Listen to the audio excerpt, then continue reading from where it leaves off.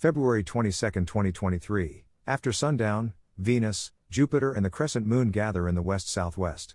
Look for them at 45 minutes after the sun sets. Photo caption, 2019, February 28, morning star Venus, Saturn, Moon, and Jupiter arch across the southeastern morning sky. The Moon is about midway between Jupiter and Saturn. By Jeffrey L. Hunt. Chicago, Illinois, sunrise, 6:37 a.m. CST, sunset, 5:32 p.m. CST. Check local sources for sunrise and sunset times for your location. Times are calculated from the U.S. Naval Observatory's MICA computer program. Jupiter's Great Red Spot's transit times, when it is in the center of the planet in the southern hemisphere, 3:41 UT, 13:36 UT, 23:32 UT. Convert the time to your time zone. In the U.S., subtract 5 hours for EST, 6 hours for CST, and so on. Use a telescope to see the spot. Times are from Sky and Telescope magazine. Photo caption, 2019, January 3, brilliant Venus, Jupiter and the waning crescent moon. This evening Venus, Jupiter, and the moon are in the same region of the sky.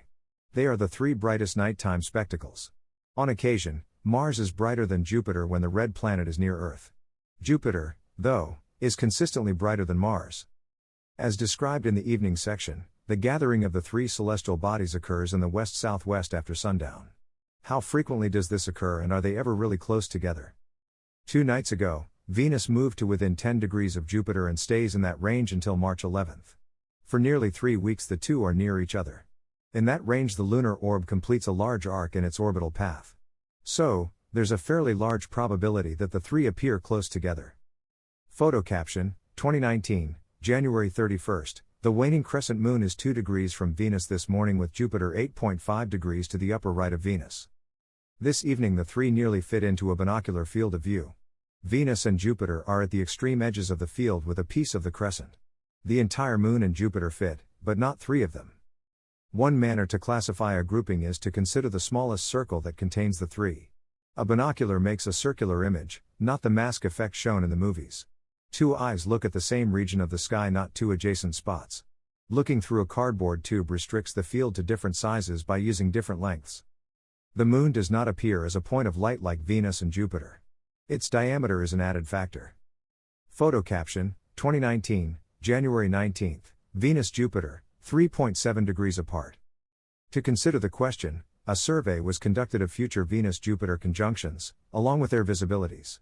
4 conjunctions occur too close to the Sun for reasonable observation and excluded. Next, gatherings of the 3 objects were surveyed near the times of the conjunctions.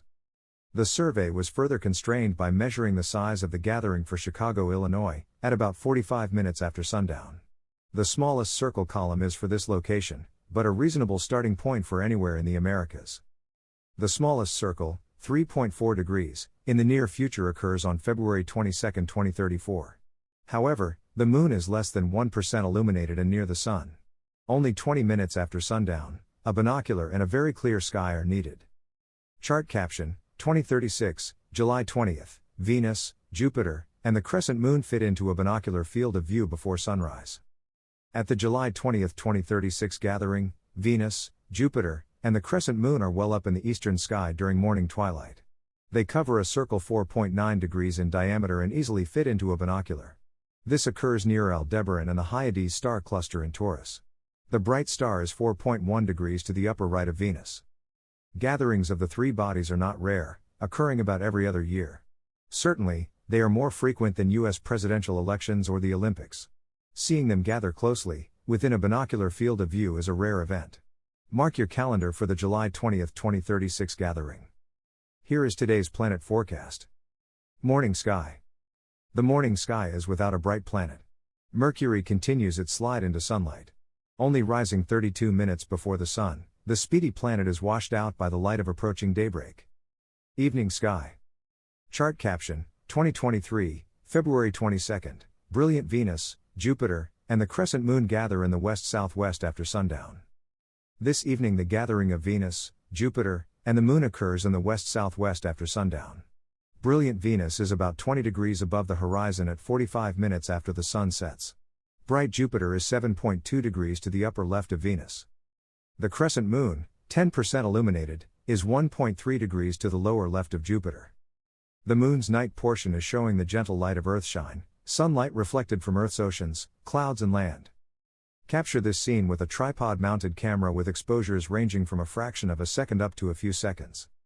Venus continues to overtake Jupiter at about 1 degree each night, passing by on March 1st. Watch this changing scene each clear evening with Venus closing the gap and the Moon moving away. Chart caption, 2023, February 22nd, Mars marches eastward against Taurus high in the southern sky. High in the south, Mars is marching eastward with Taurus in the sidereal background. Watch it pass between Elnath and Epsilon Tauri, Epsilon Tau on the chart, during the next few evenings. Elnath and Epsilon Tauri are too far apart to fit into a binocular field, but an optical assist may be needed to identify the second star. The red planet is heading toward Elnath, passing by next month. Mars is 10.4 degrees to the upper left of Aldebaran and 6.7 degrees to the lower right of Elnath. Photo caption, Jupiter, NASA photo. At 5:32 p.m. CST, the time of sunset in Chicago, Jupiter's great red spot is at the center of the planet in the southern hemisphere. This is not a good time for Chicago area sky watchers, but those farther eastward see the planet in an ideal spot. The red spot viewing season is nearing its end as Jupiter starts lower in the sky each evening. In about a month, the planet is low in the western sky and setting during evening twilight.